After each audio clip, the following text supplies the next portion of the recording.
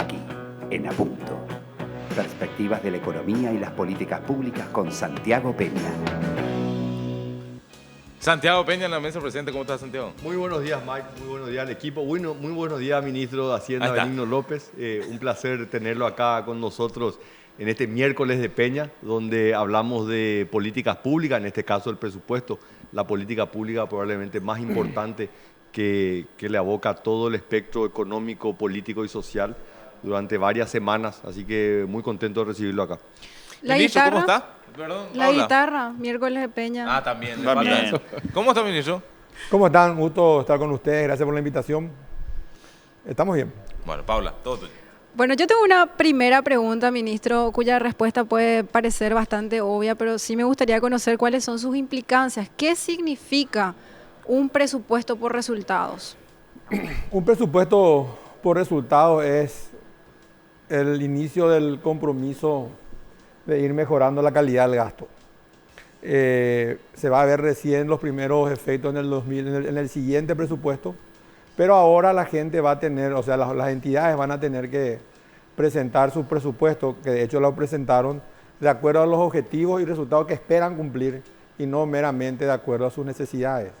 Este presupuesto va a generar indicadores importantes de la gestión y vamos a ver empíricamente a qué programas, misionales o no, van destinados los recursos de cada entidad. A partir de ahora, cada entidad va a tener que hacer un trabajo mucho mayor dentro de su propio presupuesto a la hora de venir al Ministerio de Hacienda a reclamar más recursos, ¿verdad? Yo creo que es un camino en la dirección correcta, estamos en la dirección correcta.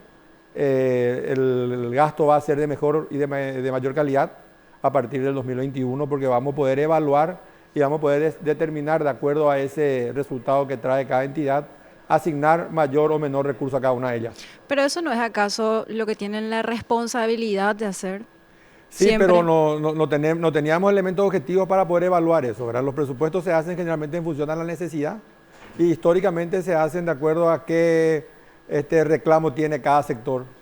En este caso nosotros le estamos pidiendo de acuerdo a una matriz que se ha trabajado con todas las entidades, un trabajo que se hizo casi, yo creo que empezó en la época de Santi, cuando se empezó a buscar el cambio en la modalidad de la presentación del presupuesto y que terminamos para este año.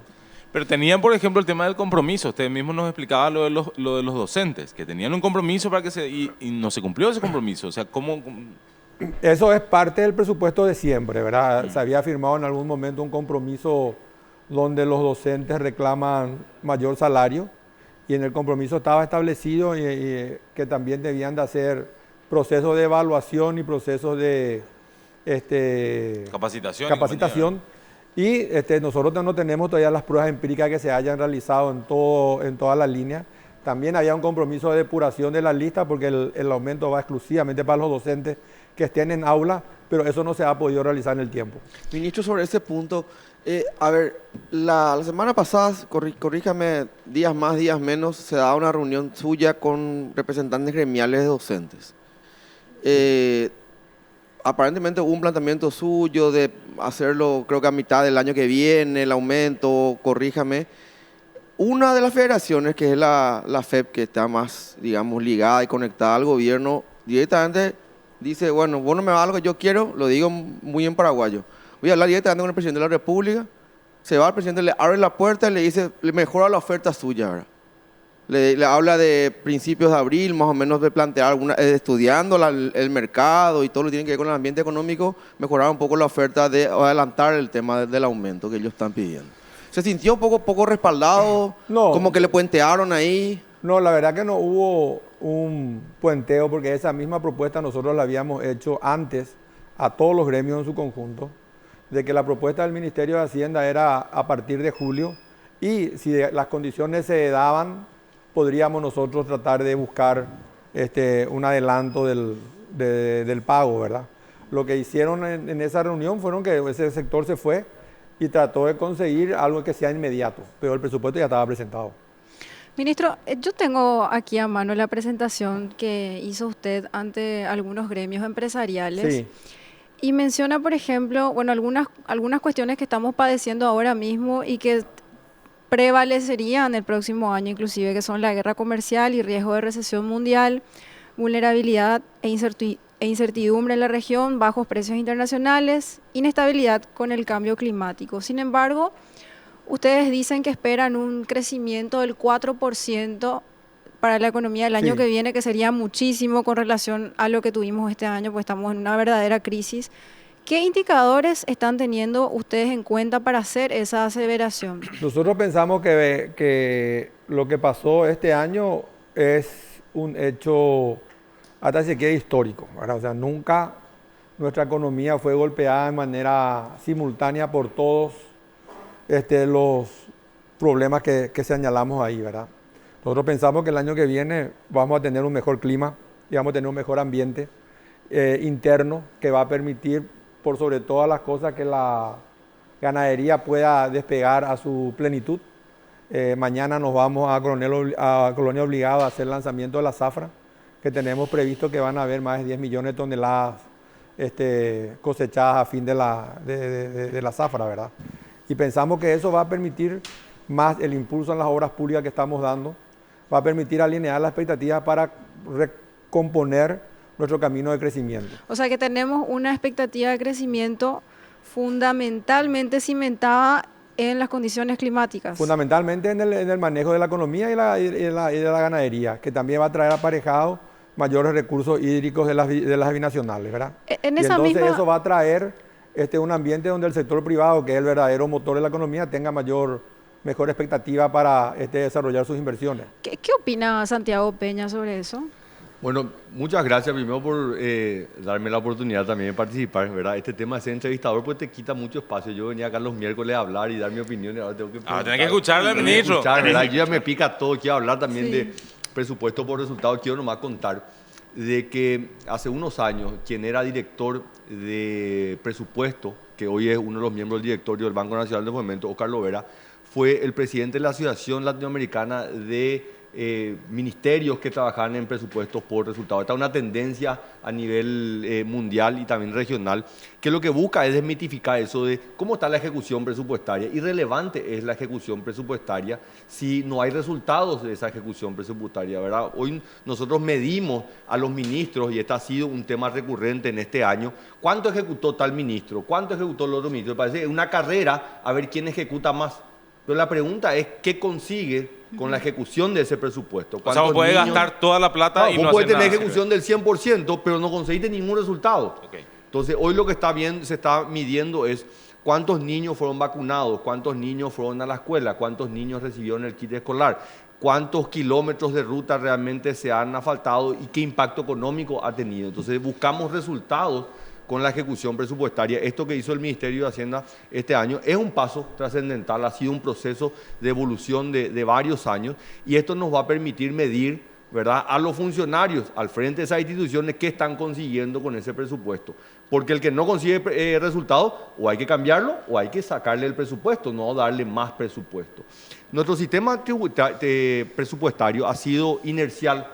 Simplemente pido más con respecto a lo del año pasado, ¿verdad? Y eso se le critica lastimosamente, al que no gasta, claro, independientemente se le critica al de que lo no que... gasta, ¿verdad? Entonces muchos de los temas son recurrentes y compramos computadoras todos los años y compramos muebles todos los años y compramos vehículos todos los años, pero ¿será que necesitamos?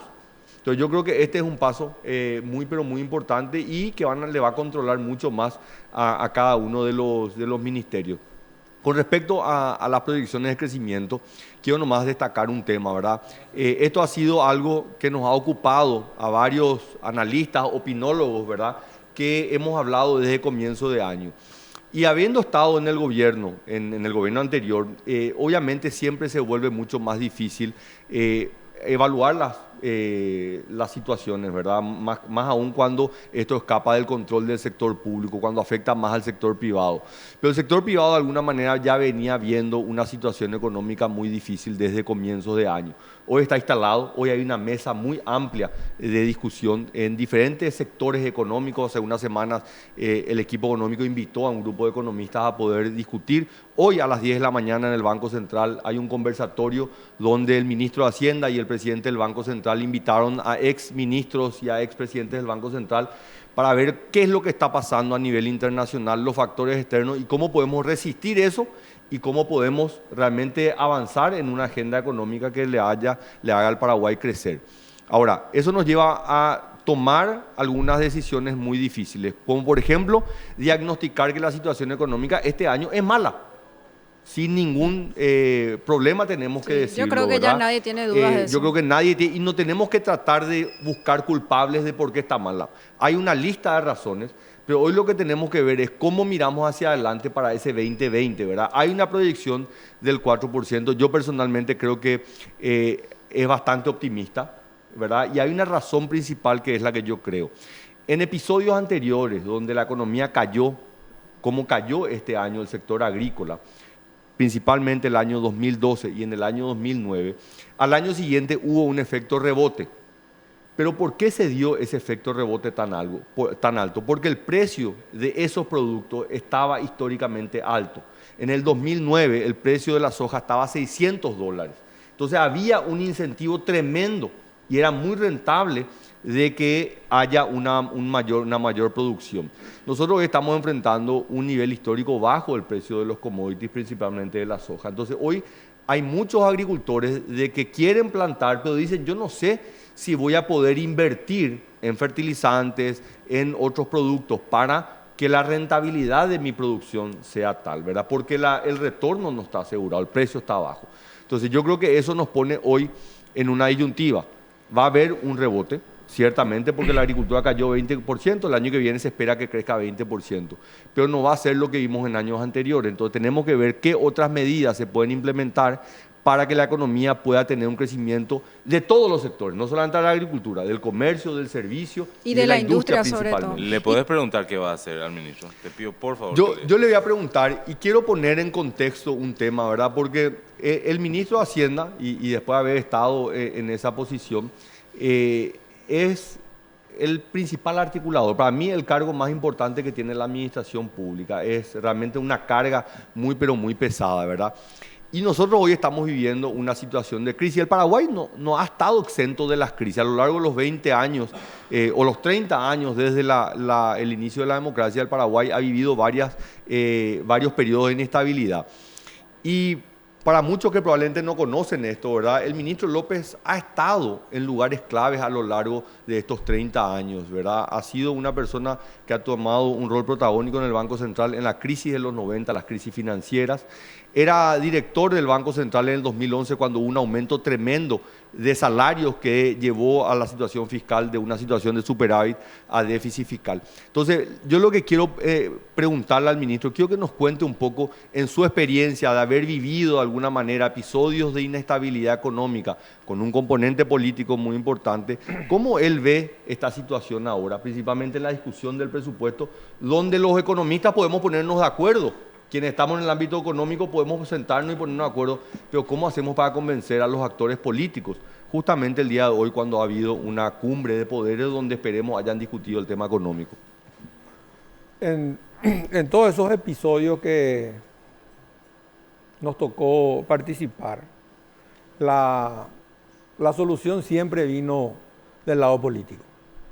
En la crisis de los 90, en el sistema financiero, vino a través de la modificación de la ley de banco y la ley de Banco Central, vino a través de leyes de emergencia financiera que se consensuaron en el Congreso también. En la crisis parecida a esta, la crisis argentina del 2002, también se resolvió el problema en el Congreso con una ley de rápida liquidación del banco alemán, que era el que tenía la conexión con la Argentina y que llevó en el 2002 a una situación caótica en Paraguay. Era el banco número 1. Y de la noche a la mañana se cayó porque se cayó toda la región del grupo Velox. Y nosotros también pensamos que este año deberemos de poder consensuar en el Congreso primero la ley de presupuesto, que creemos que es fundamental de que consigamos el mayor acuerdo posible para conseguir su aprobación en los límites que está presentada por el Ejecutivo, a pesar de los cientos de reclamos que hay de mayor presupuesto cuando no hay de dónde sacar. Y también en una eventual presentación que haremos al Congreso a principios de octubre sobre un plan contracíclico, ¿verdad?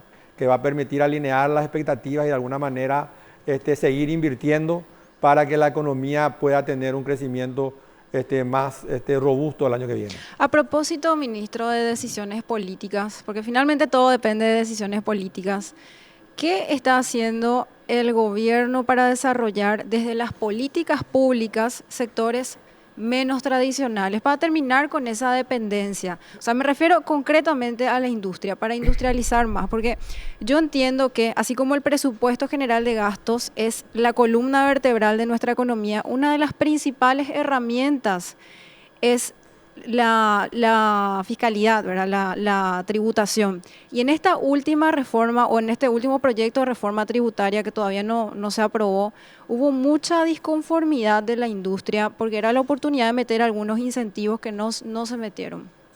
Mira, yo creo que el gobierno, a través del Ministerio de Industria, está trabajando muy de cerca con un experto centroamericano, el profesor Artavia, para desarrollar nuevos productos y nuevos motores de crecimiento, que es lo que le llama José Cantero, presidente del Banco Central, y eso está en pleno desarrollo dentro del plan que tenemos con él, que seguramente vamos a tener que desarrollar nuevos motores para seguir creciendo y crecer más de nuestro potencial en los próximos años. Con respecto a la reforma tributaria, lo que hubo un proceso de simplificación del proceso, donde no se tocó mucho la tasa de ningún aspecto y se buscó darle equidad. Y yo no recuerdo que haya problema más allá que con el sector sojero, ¿verdad? Y el sector sojero es el que reclama menos pagos de impuestos cuando el sector político reclama más pagos de impuestos de ese sector. Entonces se llegó a un intermedio, ¿verdad? Ahí este proceso de reforma es realmente un proceso de simplificación donde se busca mayor equidad y donde lo que se hace es quitar ciertos privilegios que existían a la hora de la deducción del impuesto a la renta personal. Pero se está agravando de la misma forma la exportación de soja en estado natural y la soja industrializada. Ese es un problema histórico que se tiene entre los dos sectores. Nosotros le habíamos planteado a ambos sectores que se pongan de acuerdo en cómo iba a ser la solución tributaria de su producción, y al no llegar a acuerdo nosotros tomamos la decisión de tomar el mal menor. Ministro, pero ¿por qué tendrían, discúlpame, Felipe, pero para terminar esta idea nomás, ¿por qué tendrían que ponerse de acuerdo estos sectores si estamos hablando de dos hechos imponibles distintos? O sea, estamos hablando por un lado de la soja exportada en estado natural, que genera ya muchísima controversia en estos tiempos, y de la soja industrializada, o sea, la soja a la que se le agrega valor dentro del país y genera empleo dentro del país. La discusión que hay desde hace 3 años con el sector es si es realmente industrializado o no. Y hay un juicio en el tribunal con respecto a la posición que tiene Hacienda históricamente de que no es una industria todavía, sino que es incipiente. Entonces que no hay demasiada transformación a la hora de buscar el beneficio de la exoneración tributaria. Y esa discusión todavía no está resuelta a nivel judicial. Una vez que se resuelva, sobre todo puede cambiar de criterio. ¿Cuáles son las bases reales, ministro, concretas para esperar algún tipo de consenso al respecto del presupuesto 2020 en el Congreso? Excepto hoy, que en la Cumbre de Poderes evidentemente fue una de las cosas que más se planteó, que es lo que veníamos diciendo. En algún punto, el presupuesto 2020 engloba muchos los puntos que están, vale el juego de palabras, están planteándose ahí: seguridad, empleo, una cantidad de cosas, inversiones, una cantidad de cosas que te planteaban como parte de una agenda. Todo eso está como enfocado en alguna mayor o menor medida dentro del presupuesto 2020. Pero anteriormente a esta cumbre, varios líderes políticos, varios voceros dentro del Congreso, algunos líderes de bancada, presidente del Congreso mismo, dice: los libros cerrados tenemos que estudiar, muchachos. El año pasado quisimos pasar libros cerrados, los perros pasaban igual por debajo, no madrugaron, ¿verdad? ¿Tienen herramientas políticas reales? ¿El presidente va a entrar a operar directamente para pedir el apoyo de las bancadas? ¿Cómo se va a hacer? Mira, yo creo que hay un clamor de la clase del sector privado de que sea la aprobación al libro cerrado. Yo me contento con que sea una ley que tenga el mayor consenso posible, puesto de que ir a discutir en el Senado y en la Cámara de Diputados y pedirles que no hagan uso de sus atribuciones constitucionales es medio complicado, porque cada uno va a querer mirar el presupuesto y ver si puede mejorar, pero hay que también entender que hemos aprendido del 2011 a hoy. En el 2011 fue la vez de que se hizo el aumento salarial del 30 a 35% a todo el sector público, que generó la utilización de todo el ahorro fiscal que se tuvo en los últimos 7 años, de 2003 al 2011, y que nos metió en el brete del déficit. En ese año se hicieron aumentos tocando la presunción de ingresos. O sea, se estimó mayores ingresos para poder hacer frente a los pagos de los salarios y se eliminó la inversión. Por eso el 2012, que fue un año complicado, no se creció tanto a pesar de que se podía haber hecho algo más si tenías los ahorros que no tuviste, porque destinaste a gastos rígidos y no tuviste el colchón para destinar a inversiones y tuvimos un crecimiento del 0 o menos 1, ¿verdad? En ese momento. Eso después ya no ocurrió más porque se aprendió la lección, se planteó una ley de responsabilidad fiscal que se fue cumpliendo todos los años. O sea, desde hace 6 años nosotros tenemos mucha responsabilidad a la hora de discutir el presupuesto en el Congreso, sin perjuicio de que siempre, y es un mal que estamos tratando de evitar, siempre hay entidades, sindicatos, autoridades, ministros, presidentes de entes, que recurren a conseguir un mayor presupuesto, cuando hoy está claro para mí y para muchos de que si vos tocas el presupuesto no vas a poder inventar recursos, vas a tener que redistribuir dentro de lo que hay. Y si nosotros miramos el presupuesto, ahí tienen la presentación, si nosotros miramos el presupuesto, Hacienda presupone que el año que viene va a haber 265 millones de dólares adicionales de ingresos. O sea, tu presupuesto de este año más 265. Y si vos mirás a qué se destinan esos 265, están destinados casi todos a compromisos legales que tiene el propio presupuesto. Aumento del pago de jubilaciones, 24 millones aproximadamente. Aumento de la protección social, otros 20 millones. Las urnas electrónicas, otros 30 millones. Aumento de las fuerzas públicas, otros 25 millones, y el acuerdo con los docentes, alrededor de 80 millones. Entonces vos tenés colocado todo tu excedente. Si se va a colocar, si se va a tocar, vos vas a tener que sacar uno de esos. Bueno, no tenemos de dónde generar mayores ingresos. Ministro, ¿cuáles son, digamos, cuando usted dice lo más consensuado posible? Sí. ¿Cuál es un margen, digamos, de decir, mira, hasta acá lo que podemos llegar en realidad? 2, 3 puntos, 5, 10 puntos, mira, yo entiendo que vos quieras tocar, que vos quieras ver todo el presupuesto desde el Congreso, pero ¿hasta cuándo uno le da más o menos un margen de maniobra sin que nos vayamos al carajo ahora? Yo creo que no se pueden, yo creo que lo consensuado sería no hacer incrementos salariales que no están previstos ahí, que vienen de la ley. Ok. Bueno. Esa sería clave, porque nosotros tenemos que tener... Un consenso mínimo. Un consenso mínimo. Okay. Nosotros tenemos que tener la suficiente agilidad en el presupuesto para poder invertir y para poder apuntalar el crecimiento del año que viene y recomponer nuestra historia del crecimiento. Así como tuvimos bache a lo largo de los 15 años, hubo un crecimiento importante al año siguiente, por eso somos optimistas. No pensamos que vamos a crecer al 10 y al 14, pero sí que creemos que vamos a crecer alrededor del 4. Santi. Felipe, yo obviamente con la libertad que me da el ser periodista, voy a ser menos diplomático que el ministro de Hacienda, ¿verdad? Que obviamente... tiene que sentarse hoy con los 125 legisladores y tratar de consensuar. Yo voy a ser un poco más radical. Yo hoy firmo de que si se abre la discusión del presupuesto, el resultado va a ser adverso para la economía. ¿Por qué digo eso? O sea, al libro cerrado o nada. Es binario. ¿Es al libro cerrado o el resultado va a ser peor? Porque si vemos la historia de los últimos 30 años, cada presupuesto planteado por el Ejecutivo y modificado por el Parlamento, lo que hizo fue darle mayor rigidez al presupuesto. Lo que se aumenta no son los medicamentos, lo que se aumenta no son los programas sociales, lo que se aumenta no es la infraestructura, lo que se aumenta es el salario. Sí. ¿Y cómo se corrige eso? ¿Por qué? Porque acá nosotros tenemos que entender, acá hay una cuestión más de economía política, ¿verdad? Que son los incentivos.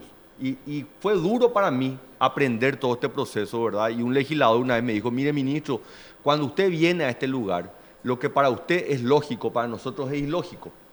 Y lo que para nosotros es lógico puede que para usted sea ilógico. O sea, entras a una dimensión diferente. ¿Por qué? Porque son actores políticos que están de alguna manera supeditados a su electorado, quien les puso ahí. Entonces ahí es donde entran los colectivos que quieren ejercer presión. Es su trabajo. Ir a pedir más presupuesto es el trabajo por el cual es elegido el presidente de un sindicato. Tiene que ir a pelear por su funcionario. No es para enojarse, es una descripción real de nuestra situación. Entonces yo le decía a los legisladores, a ustedes les va a blindar no tener que exponerse porque ningún legislador está contento con los aumentos que se consigue, porque va a decir, mi compañero consiguió más que yo. Entonces yo lo que soy un inútil que no pude conseguir también que el sector que me pidió y que me vino a visitar, que yo le consiga un aumento. Entonces lo que nosotros hoy tenemos es una olla a presión que si la llegamos a abrir va a explotar. Fuimos poco a poco dándole mayor rigidez al presupuesto. Y este año estamos en una situación de crisis económica. No nos podemos dar el lujo.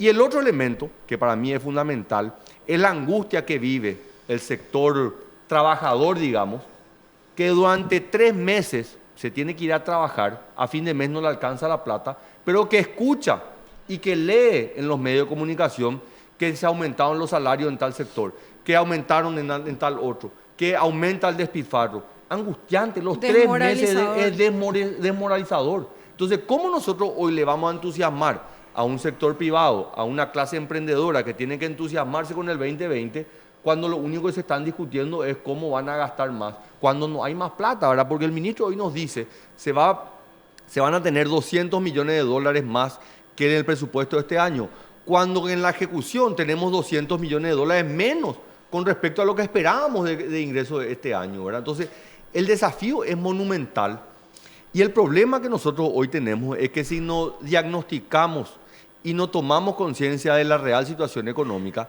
este problema, este bache económico del 2019 se puede convertir en un problema para los próximos 4 o 5 años. Entonces, ese es el gran desafío que tiene hoy la clase política.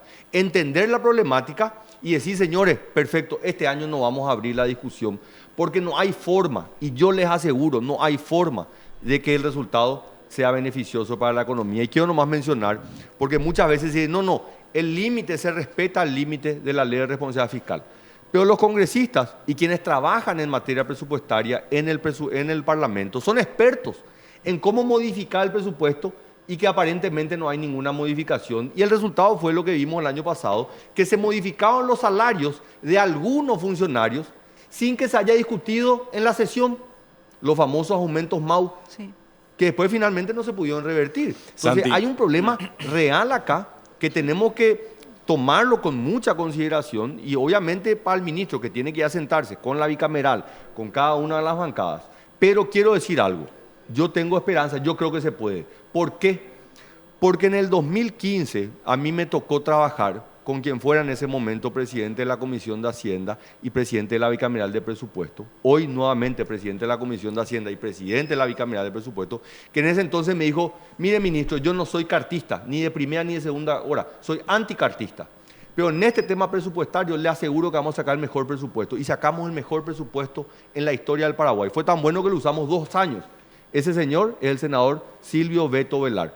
Hoy uno de los referentes más importantes que tiene este gobierno. Entonces yo creo Que se puede. que si hay voluntad, tienen al jugador que puede meter los goles. Santi, en tu calidad de periodista tenés que seguir las órdenes de la señora directora del programa, que dice que le des más participación al ministro de Hacienda preguntándole algo al señor Benigno López. Bueno, en base a Él- esa larga introducción, ministro, ¿usted Él cree, lleva toda la conversación. usted cree, ministro, de que podemos, Tiró una bomba ahí. los ciudadanos, quienes estamos de este lado de la vereda, que vamos a mirar ese espectáculo los próximos 3 meses, poder sentirnos realmente optimistas que pueda haber un consenso dentro de la clase política para que tengamos un presupuesto a libro cerrado que sea aprobado lo más rápido posible?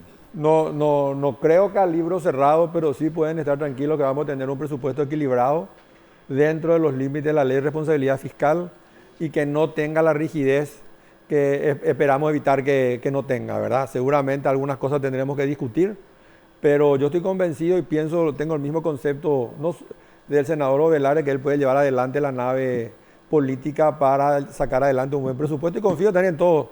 La experiencia que yo tuve hasta ahora en el Congreso para discutir temas importantes fue bastante satisfactoria. Sí. Ministro, Una precisión Cuando- en ese yo- sentido. Una pregunta nomás, Sí. Paula, No, pero la ¿verdad? vamos a Para no perder preguntar. el hilo, ¿verdad? No te deja. Yo, No te también deja. un tema que se Así es. menciona mucho, ¿verdad? La capacidad que tiene el presidente de bajar la línea a sus colaboradores. Y así como me tocó a mí en un momento también tener que defender de mi institución, en el caso del Banco Central, también el ministro en su carácter de presidente del IPS se tuvo que defender en varias oportunidades, ¿verdad?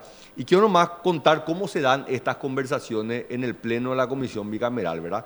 Viene, y hagamos cuenta usted, el presidente de IPS, y yo soy un senador, y le pregunto, presidente, vino acá el presupuesto que envió el Poder Ejecutivo. Y realmente una miseria este presupuesto. Yo no puedo creer, ¿acaso no hay reclamo en la ciudad de Coronel Oviedo? ¿Acaso no hay reclamo en la ciudad de Pilar para que haya una mejor asistencia del IPS? ¿Por qué usted no pide más? Entonces se pone en una situación muy, pero muy compleja. El ministro, que obviamente por un lado está el ministro de Hacienda, no vaya a pedir más presupuesto, pero por otro lado le hacen una simple pregunta, ¿usted necesita más presupuesto? ¿Cuál es la respuesta? Sí. Absolutamente. Y también pasa a la inversa, Santiago. Porque vos planteas solamente que los congresistas son los malos, congresistas. Te puedes tener lo que pasó el año pasado y el ministro es testigo que viene el ministro Cañenjape y le pide a los perros para que le aumenten, ¿verdad? De motu propio. Porque tiene que mostrar más actividad, más gestión. Hay también un doble juego, hay un O doble sea, juego. vos decís, en el propio Ejecutivo hay gente que Pero juega el año pasado fue eso, ya No, amigo. y este año ya lo vimos con el ministro de Educación. Le tenía... Que el Ejecutivo tiene un planteamiento, pero él va y pasea. Pero le tenía- Y de alguna manera le pone en una situación complicada al presidente de la República, teniendo que comprometer él. ¿Y quién no puede estar a favor de más recursos para la Le educación? tenía Por peta supuesto que montado sí. en un móvil ahí de los sindicatos, viejo. Una locura. Ministro, cómo- ¿cómo cómo- se distribuye la plata de los bonos? Acá me pasan, un oyente me pasa, 67%, pero puede ser que vaya a repago de deuda. ¿Cuánto? 67%. ¿Cómo se distribuye eso? Se distribuye Pago de deuda, inversiones. El repago de la administración del pasivo lleva aproximadamente un 40%. Y el Pero ahí la resto, diferencia es para nuevas inversiones. nuevas inversiones, o sea, 40-60 es. Sí, pero hay capital, o sea, la ley nos prohíbe a nosotros pagar intereses con la nueva emisión. Los intereses son recursos genuinos del Estado. Ok, para entender un poco eso es claro. Gracias. 76 de cada 100 guaraníes que se recaudan van a seguir yendo a salarios. 76. O sea, No así es. vamos a corregir absolutamente nada. Y no podés corregir. Vos tenés un problema, esa tiene varias lecturas, ¿verdad?